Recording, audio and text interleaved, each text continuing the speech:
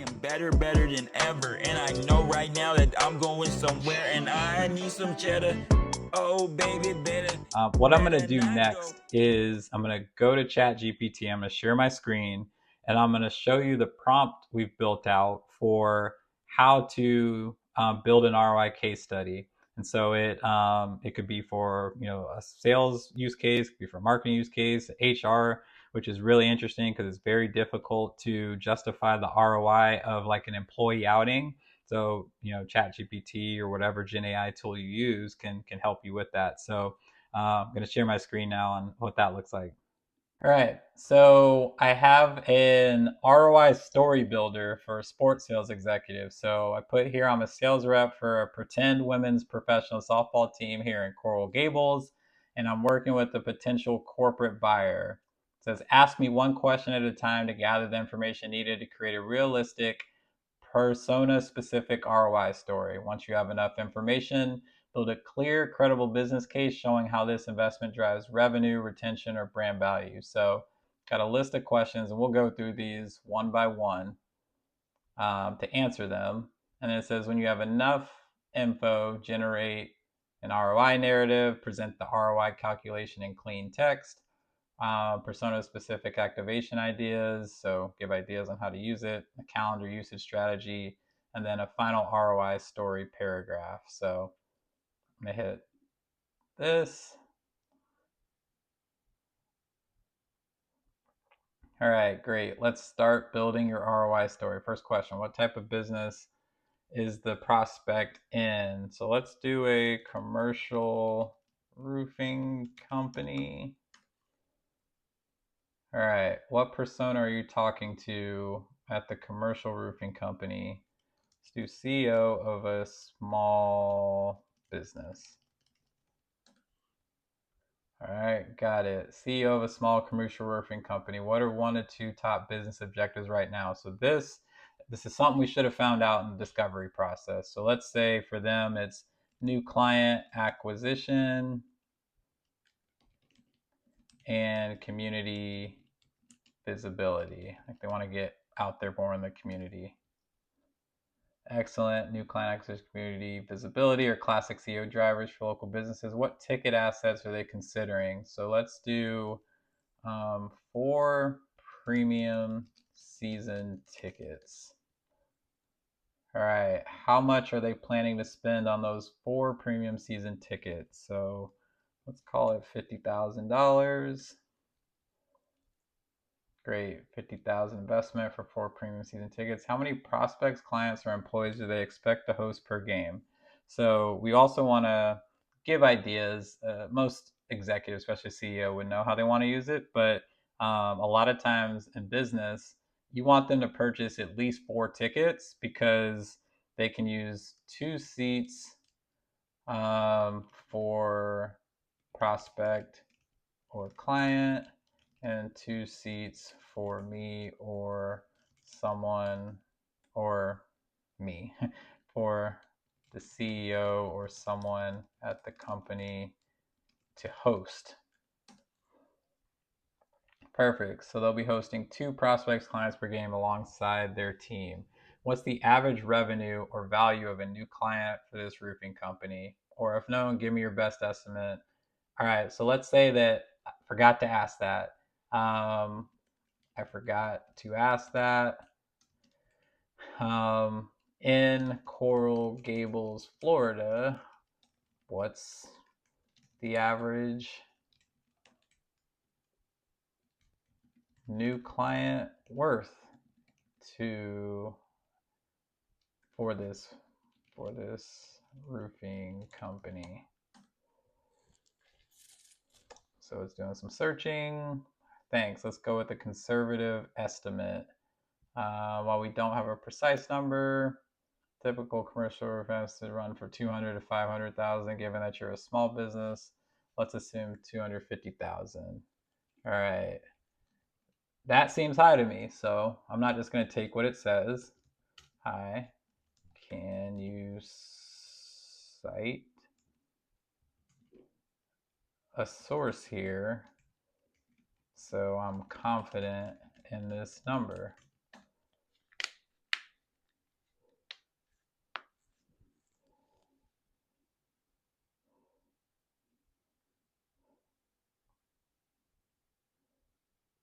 All right, so 60 to 100,000. If you haven't tracked it, you might pick a number. Use a conservative estimate. All right. So again, like if I just went with the first number, I would have thrown that in, it would have made an unrealistic ROI. So let's do 75,000. Let's go with 75,000 to be conservative. Perfect. What's the expected close rate? Again, forgot to ask. Do the same thing and give me a realistic close rate for a late stage opportunity, because they're not just going to invite just anyone to use these premium tickets. They're going to bring someone who's a realistic prospect. So the close rate will be a little higher. All right. So early stage prospecting, 5 to 10% qualified, to late stage, 25 to 30. All right. So let's go with 30%. All right. How many games are they planning to use these premium seats for? So there is no professional women's softball team here in Coral Gables, but let's just say they have 20 games. You're not going to use all 24 prospects. So let's say, 80% or a good amount gets used for that. So let's do 16 games. Got it. I have enough information to build your ROI story. All right. So we kind of summed up everything we talked about. So it's got a narrative that I could use, the calculation. All right, 16 games, 10 deals, new revenue generated, 150,000 on a 50,000 investment, so 15x ROI. So remember, I said that's high. That seems really high.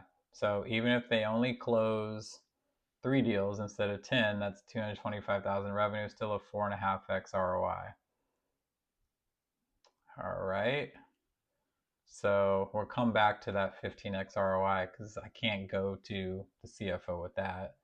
Persona specific activation ideas, calendar usage, so 12 games for prospecting, 2 for appreciation, 2 for community nights, final ROI story. So see how much more impactful this is versus just sending over pictures, maybe even a video of you out in the seats, which like less than 1% of sales reps are out there doing. So that's a great pattern interrupt and way to differentiate. But I don't feel good about this 15x ROI. So I'm going to say that. Like, there's no way I can give them a proposal that has a 15x ROI. Help me tell a more realistic story that the CFO will buy. Now, the interesting thing is about this 15x ROI. There was a client that told me that they spent, let's call it like 30,000, and they already brought back like $500,000 in new business from buying suites from us, and then there's still another like couple 100,000 in the pipeline. So he actually was getting a 15x ROI, and we told that story where it made sense, but that's a one-off. That's not regular. So all right, rebase the ROI conversation on assumptions. All right, let's look at your current inputs. Instead of calculating on every single prospect, let's layer in real world factors. So, all right, so they went back down to 5 deals. So, 7.5x ROI. And all right, not every guess will be a real opportunity. Let's assume only half. That's true. Not every qualified opportunity will be late stage, so assume half of those progress far enough to close. So what they're saying here is not every deal that you're gonna, or every time you use a ticket, you're gonna bring someone who's about to close. It could be relationship building. So maybe we're a little aggressive on how many deals. So let's say, all right, build a break even upside story. So you could do it a couple ways. Like you can give them the number, but you could arm your champion with like, hey, I'm not going to put this in the proposal, but like here's some ammo for you. Break even, you just close one deal, you got a 1.5x ROI. If you can close 2 deals out of the 20 games, you're getting 150,000. If your average customer value, the people you're bringing out, is that 75,000 we talked about. So shift the language from we will to we could. I probably wouldn't do that. I want to be confident and believe in what I'm selling. That's another thing I come across with sales reps. It's like if you don't believe in what you're selling, then you're never going to be able to tell an ROI story, and you shouldn't be selling what you're selling. All right. So it gave me something a little more realistic. There's the potential, a realistic outcome could be 7.5x ROI, but I would probably put, conservatively, we expect a 2 to 3x ROI. But, given your numbers and the affordability of what it costs, like you could get up to a 7.5x ROI or higher, which isn't crazy because a lot of, what we sell, we think it's so high, but we don't break it down and actually do the math with them. And there's other factors that attribute. So we can't say it was only our women's softball tickets that closed this deal, but it definitely helped and aided. And you can start to tell a story around that. And so the more you have these conversations and the more you talk about those things, the more well versed you're going to be and be able to get, instead of maybe 1 out of 10 deals closing just for sheer luck, you can now maybe get 3 or 4 that are based on business case and ROI focus.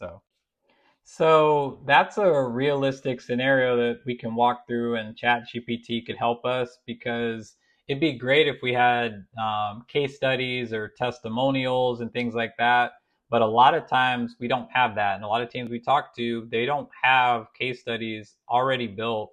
So we need to make sure that we're arming ourselves. And if you're new to B2B sales, like you've never been in these conversations. So how are you going to tell an ROI story? So this can help you. And just imagine where we were 3 years ago, where we didn't have something like this. You would have had to Google and try and talk to some of your clients, and it takes hours to find that information. We walked through that in less than 10 minutes, and now you can just plug that right into your proposal and arm your champion with something, because you're not going to be in the room when they have this conversation. We had a fireside chat with the Hawks this week, and there was a CEO on there, and I forget the question, but pretty much he said, here's what happens that you don't know what happens on the other side of this. When you send the proposal, they go in a room. He didn't say this, but this is just a tip for you all. If they say, oh, it's going to take, a couple months for us to make a decision, it takes 15 minutes to have the conversation. They don't, if it's taking months, it's because it's not a priority for them until a couple months. So you want to push back on that and understand that a little better. There's not even like a full meeting about this. It's a bullet point on the agenda of a meeting where they're going to bring this up. So, when you're not in the room and, they talk about this, really what they're doing, like they go around, they debate, they talk about it, everything like that. They're gonna, let's say they all agree. At the end of that meeting, the CEO or the CFO is gonna look at your champion and be like, all right, you're saying a 7x ROI on this. Like, are you willing to put your neck on the line for it? And depending on your safety within the organization, or how well you're doing towards your goal, like you may go to bat for it and like, yep, I feel confident.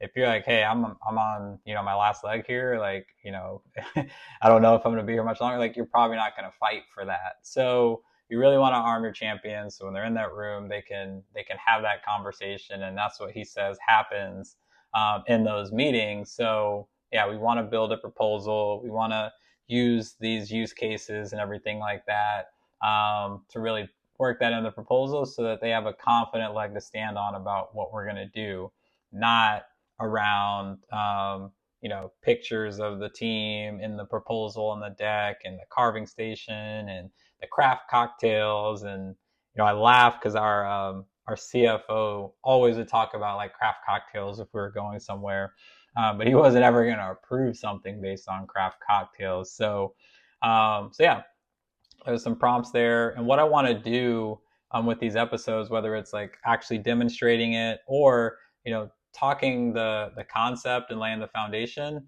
but I also want to show you all how you can use Gen AI to help you with that, whether it's just have a repeatable process very quickly or just save time. Like this would have took hours for me to put together, and we did it in 10 minutes. So yeah, and we've done that with all of our training. We teach the foundation and the fundamentals, but each step of the sales process, we're like, all right, now we have this prompt sheet. Go to the prompt sheet, plug it in ChatGPT, put in a realistic type situation, and just see what it spits out. And similar to this, like we're like, hey, if that doesn't seem right to you, seems off, like, push back a little bit, ask where it got that information. I was talking to a sales leader today, and I was telling him, like, we're prepping for a training here after the new year, and I'm like, hey, this is what we're working into our training. And he's like, great, like, I don't want to be behind. And I feel there's so many sales leaders, especially in sports, that yeah, Janae would be nice. Like, this is literally how business is going to work and how you're going to operate. So we need to teach that. You need to know that. You need to know how to use it.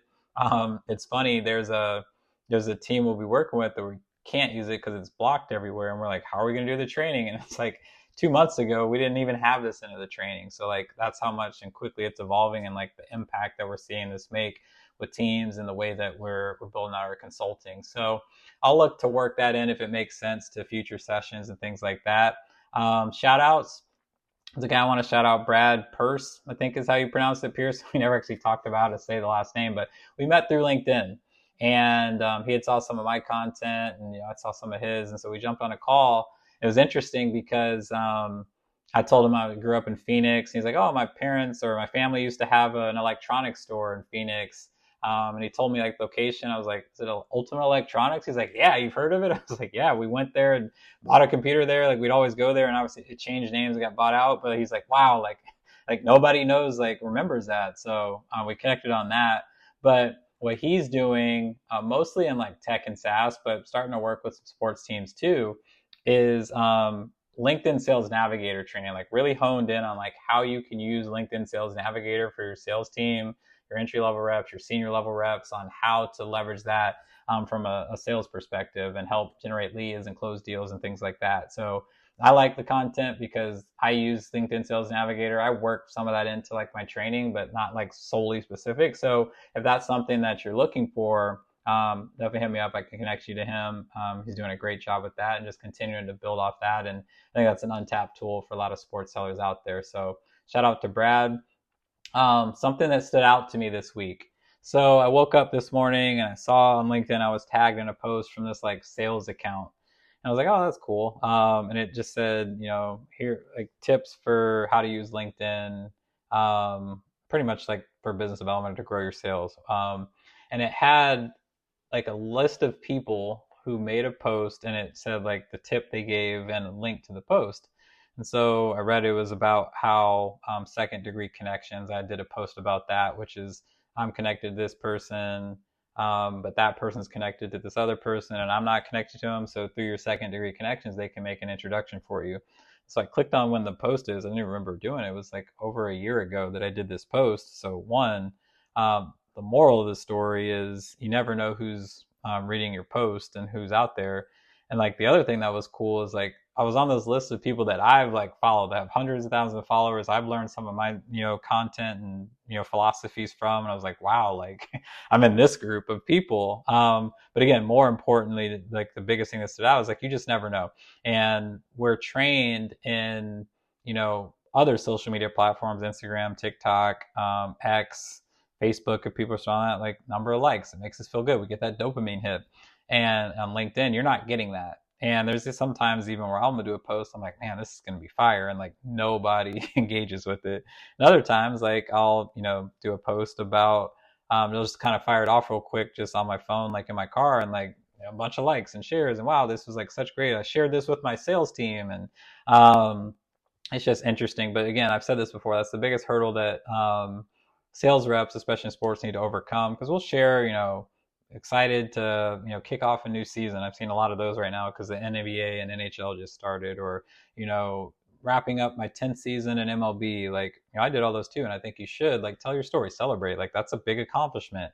Or even your first season or fifth season, whatever. Like share those things. But we are still a little cautious to share like value added stuff. I come to LinkedIn, like it's great to see some of those things, but I come to learn and like meet other people, and a little bit from a prospecting standpoint. So, if your clients and prospects are on LinkedIn, like they're there. They may not be the ones that you're thinking of that, you know, on your short list, but there are people who are seeing it that, you know, maybe they're not the one who's going to buy tickets to the women's professional softball team in Coral Gables, but their friend loves softball or their girls love softball. And like they see all the things you're posting, and like it could be a great business use case for their friend. Like you just never know. I get so many messages like, hey, my buddy would be great for you to connect with, or I think you could really help our business out with this. Could we jump on a call?